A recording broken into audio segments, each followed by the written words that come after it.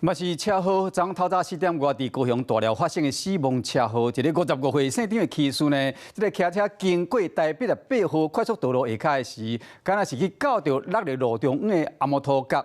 并且送去病院嘛救无活，警方再去现场勘查，鉴定单位承认讲，这个阿摩托角是位于这个春秋旁落落来有疏失。因先生当时呢，这死者太来讲啊，因先生当时出门去上班，是为了要赶紧到这个码头去排列，会当加走一抓，就会当加赚淡薄仔钱。逐工透早就出门啊，就算是癌症治疗期间嘛，唔捌休长假，想不到会因为工程的疏失来亡生。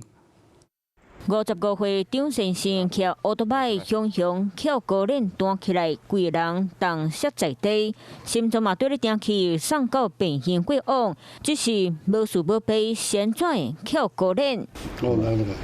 就伫咧要骑向前，向户按蒙头角跌落来，应该是去交到这骑甲摔倒。路过啊，看躺在那边，报纸。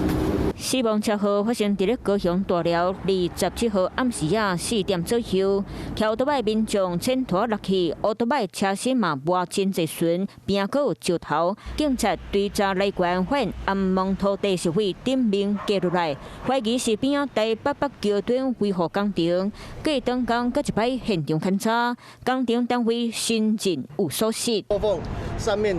有盖板的空隙有损坏掉下来的。对啊。的时候你跟我说那石头不是你们掉下来的啊，结果我影片拿出来的时候，你们全部的人都哑口无言了。责无旁贷，上面确实东西是掉下来的，而我们的程序就是按照国赔程序。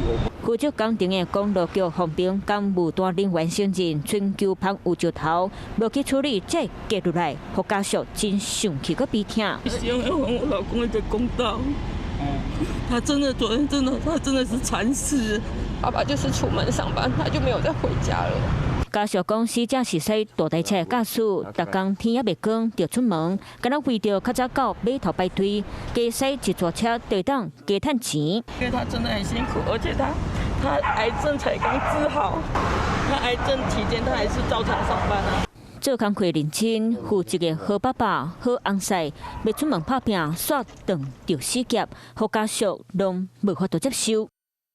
Hello， 我是雷亚，想要抢先掌握最及时的新闻资讯吗？赶快订阅、按赞、开启小铃铛，锁定华视新闻 YouTube 频道。